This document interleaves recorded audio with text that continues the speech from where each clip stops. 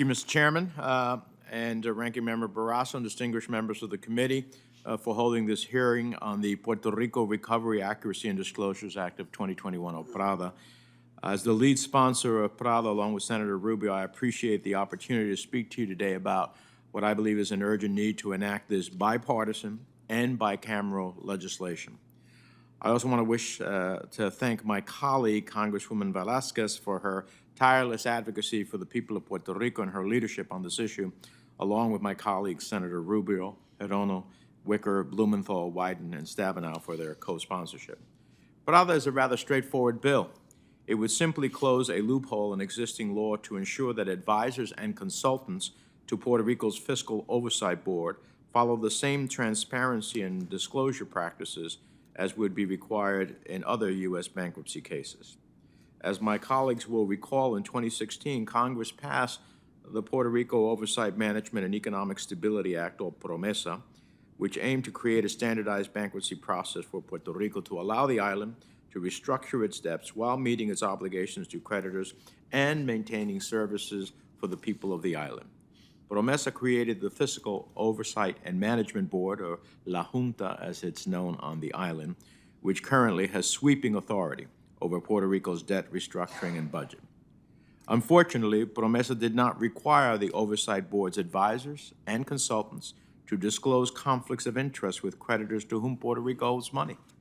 By failing to hold these advisors and consultants to the same transparency standards required on the mainland, PROMESA created yet another unjust double standard for the people of Puerto Rico.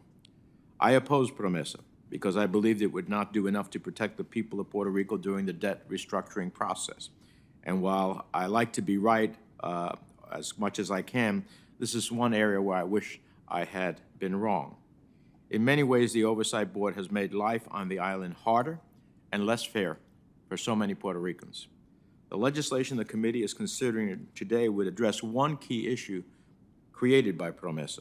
It would simply hold the cadre of vendors, consultants who have profited as a result of the law to reasonable transparency standards.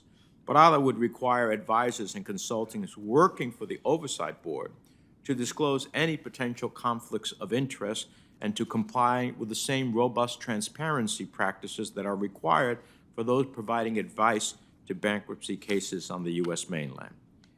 Puerto Rico has suffered natural disasters and economic devastation from Hurricanes Irma and Maria, and during the Trump administration, it is well documented that relief for Puerto Rico was improperly withheld, inadequate, and woefully insignificant. The American citizens who call the island home are enduring a debt restructuring process that is deeply unpopular because of the painful cuts that have been forced by the Oversight Board so that the island can pay its creditors. Think for a moment about the combined weight of these issues: natural disaster, economic devastation, inadequate relief when it needed it the most. So, colleagues, please understand in this context how extraordinarily unfair it is that we have a system whereby the people of Puerto Rico are footing the bill for these consultants who aren't even required to disclose their own conflicts of interest. The Weekly Journal recently reported that, quote, 4 years after Puerto Rico filed for bankruptcy under Title III of the federal PROMESA law, over $830 million in attorney fees have been paid. $830 million. And yet, the island is far from putting an end to the more than $72 billion debt restructuring process. At a baseline, shouldn't we give the people of the island access to this basic level of transparency about the consultants and advisors providing input on the restructuring process, which would be done in any similar proceeding? Now, I know that bankruptcy law can be complicated, but transparency shouldn't. To me, it's shocking that you can be the referee and the coach. We have consultants who have clients as bondholders and yet advising the board at the same time. How do you play referee and coach and get paid for both of them? That's what we're trying to create a light on here. I know that there are interests involved, but it's the interest of the 3.5 million people of Puerto Rico that deserve to be upheld the most. This bill pursues fairness and equity for the people of Puerto Rico.